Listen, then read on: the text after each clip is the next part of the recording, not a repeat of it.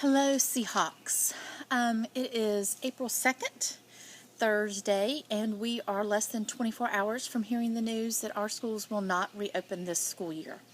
So I just wanted to come on and just kind of help you guys think about that, process that, and let you know that you're not alone regardless of how you're feeling about that. And I imagine you have lots of different emotions. Maybe you're excited, maybe you're scared, you're sad, you're frustrated, you're angry, you're worried, you're just bummed out. School is so much more than just the academics. It's our staff and teachers, having relationships with them. It's your friends. It's classes that you enjoy. It's your connections. It's lunch and break with your friends. And it's a routine. It's a structure. It's something that we can depend on. And all of that has been taken from us. I know we have been dealing with this for a few weeks, but I think now that it is final that we won't be going back, people are having different reactions. I've had a lot of conversations with teachers who have said, I really kind of expected it, but when I heard Governor Kemp say it, it really hit me hard. I'll have to tell you that our teachers and staff, myself included, are having a real hard time with it. We've had a lot of great discussions today about how we're feeling and how we're processing that, how we can help you guys through this time as well.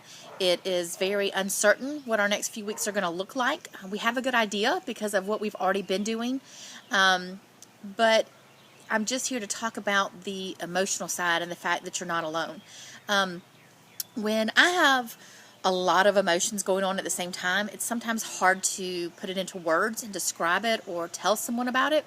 And generally the word I use is overwhelmed. And I don't know that that's the Wikipedia definition of overwhelmed, but for me, overwhelmed means I have a lot of emotions and I can't put them into words. And so if you're like me and feeling overwhelmed, that's okay. It's okay for us to kind of be in this state of sadness or gloom or frustration, whatever you want to call it, of just being overwhelmed. And what I always like to tell my students is, it's okay to not be okay. We just can't stay there. But right now, it's okay to not be okay.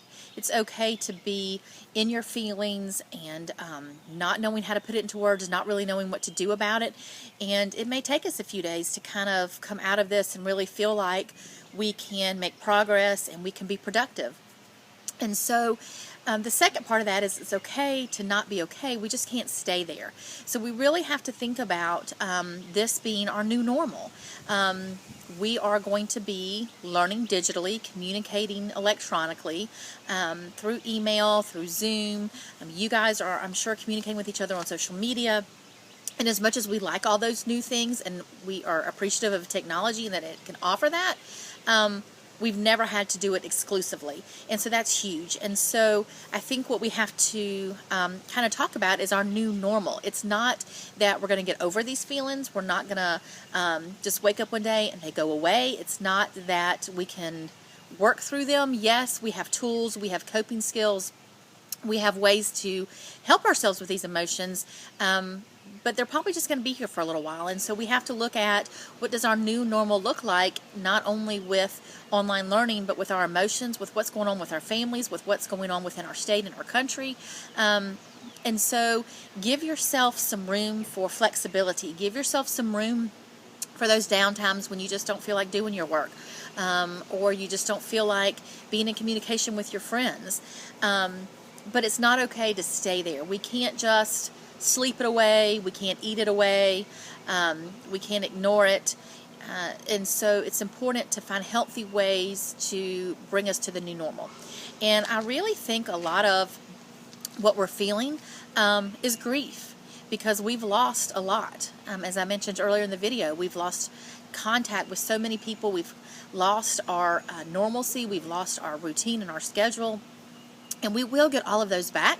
And you'll find that you have a new normal, a new schedule, new ways to communicate, but we still may hold some of that anxiety, some of that worry, some of that being upset. We have 6th graders who pretty much had their middle school first year experience almost cut in half.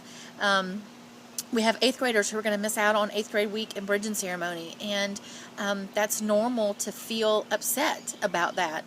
And 7th graders, you're kind of in the middle, but I know you've lost a lot too, and so all of our students have lost something.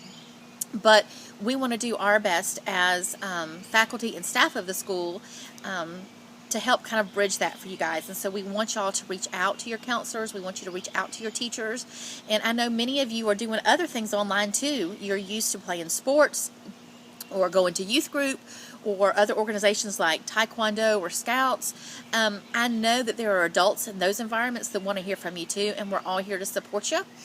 We want to talk about it and help you just kind of figure out where you are in the process, and if there are things that we can specifically talk to you about or help you and your family with. So do reach out to Miss Loudon for your 6th grade counselor, Miss Reynolds for your 7th grade counselor, Miss Fell for your 8th grade counselor, any and all of your teachers, past and present. We are busy. We are fielding emails. We are learning how to give our lessons online. But if you're an 8th grader and you have a 6th grade teacher that you really connect with, email them. They'd love to hear from you. We're all here to support you guys. We hope that this news just is being processed with you and your family just like it is being processed amongst the staff, and that you can have some good discussions. You've got some good support people in place that you can talk to about this. And again, reach out to us. We love you. We're excited about some online technology and some new things that we can try.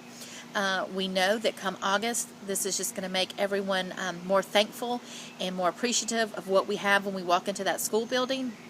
But in the meantime, we're still here, we're still learning, and we're still here to support you in any way. And we will talk to y'all soon.